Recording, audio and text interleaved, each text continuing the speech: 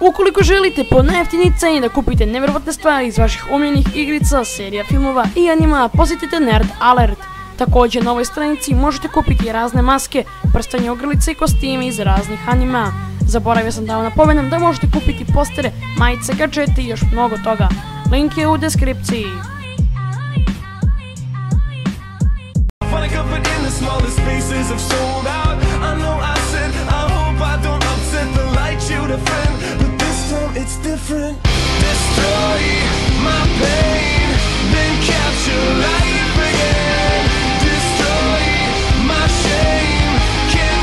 I veliki pozdrav mi ljudi, dobrodošli u novi video na kanalu. A u današnjem radimo top 5 heroja u Yu-Gi-Oh! GX-u, to jest u Yu-Gi-Oh! GX-u pa nadalje, pošto u Yu-Gi-Oh! GX-u se pojavili. Tako da ljudi, ako se pitate zašto nije bilo klipova, to je zbog toga što nisam bio kod kući, bio sam nekim krštenjima, bio sam svuda, samo nisam bio kući, sada je krenula škola, tako da bit će ono malo zeznutije snimanje, tako dalje. Ali probat ću bacivati klipove bar na svaka 3 dana. Za ovu epizodu nisam uzeo hashtag MSMR pozdrave, to je zbog toga što nije mnogo vas pisalo, tako da pišite molim vas u ovoj epizodi jer se vraćamo na te top 5 liste na Yu-Gi-Oh! I tako dalje.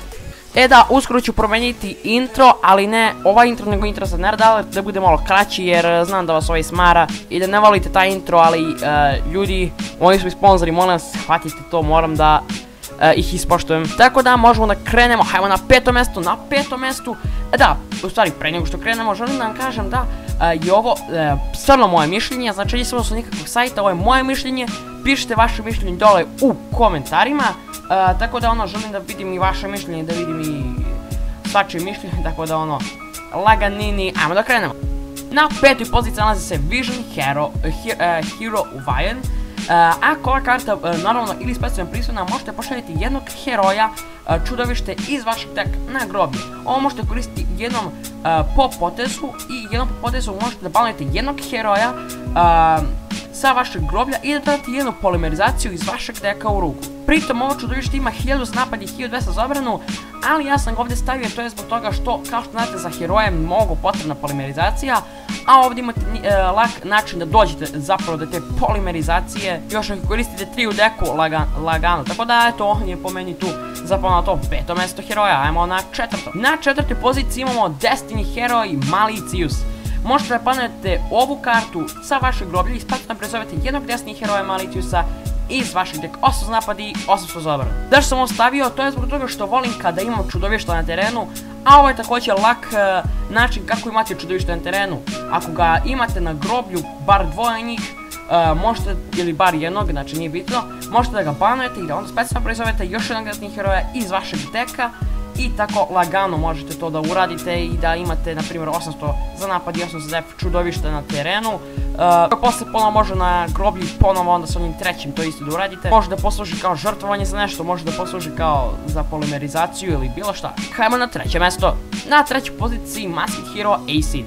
Mora biti specijalno priznan sa Mask Change-om, to je naravno za sve Masked heroje obavezno i ne može biti specijalno na druge načine priznan. Znači, kada ova karta bude specijalno prisutna, uništit će sve spell i trap karte koje vaš protivnik kontroliše i ako to uradi, svak čudovište koje vaš protivnik kontroliše će izgubiti 300 za napad, plus ova karta ima 2600 za napad i 2100 za obranu, što mora da je predobro, tako da verujem da je ova karta i po vama jaka i ono, ne znam kako da je ne stavim na ovu listu, tako da ajmo na 2. mjesto. Na 2. mjestu imamo elementalni heroja Honest Nelsa. Ajmo pročitamo njegov efekat. Dok traje ili vaš protivnika ili od vas potez, možete diskardujete ovu kartu. Nakon toga targetujete jednog heroja na terenu i on će dobiti 2500 do kraja poteza. Znači 2500 za napad do kraja poteza. Dok traje vaš ili protivnikov potez, vi možete diskardujete jednog heroja i ova karta će biti isti broj za napad i za obranu kao što je diskardovan heroj imao. I ovo možete koristiti jednom po potezu, to jest svaki od ovih efekata od Elemental Hero Honest Nelsa možete koristiti jednom po potezu. Tom karta ima 2500 za napad i 2000 za obranu, što je po meni sasvim ok i ono, mislim da je prejaka karta zapravo i zato sam je stavio na 2. mjesto. Možemo na 1. mjesto da vidimo koja je po meni to najbolja karta što se tiče heroja. To je maskirani heroj Dark Law. mora biti specijalno prizovan sa mask change-om i ne može biti specijalno prizovan na druge načine. Bilo koja karta svaka karta koja bude poslana na protivnikovo groblje će se banovati, tako da ako vi vašom protivniku uništite čudovište, on će prvo otići da groblje, ali će se banovati automatski.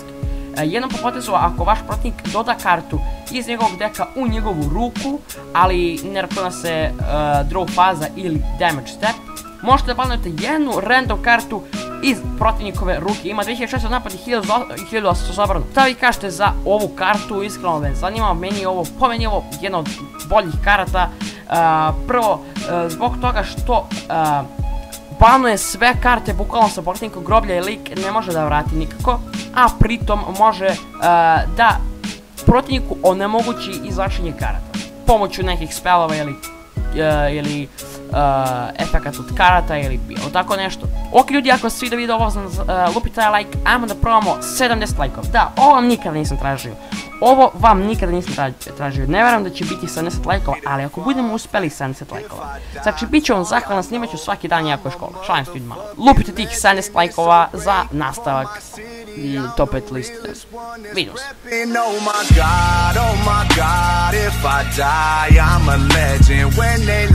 Down to rest, I know I was always reppin'. Oh my God, my whole life, my words been my greatest weapon. I know I've been the coast's greatest blessing.